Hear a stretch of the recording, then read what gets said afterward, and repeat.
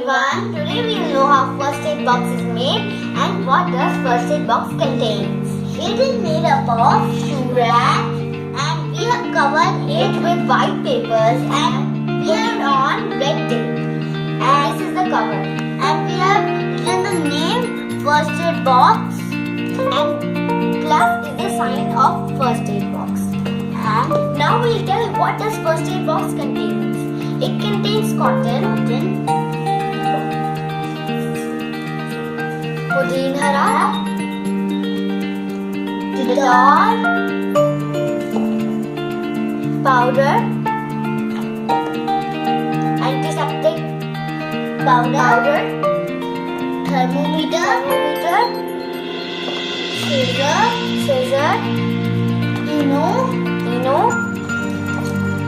paracetamol. This is balm, cough syrup, and bandage. This is putty. This is joint pain relief tube, and this is liquid betadine. For safety, every home should contain a first aid box. What is first aid box? What is first aid? First aid is an immediate help given to a person for safety. So it is very important. First aid. First aid is very important. Thank you.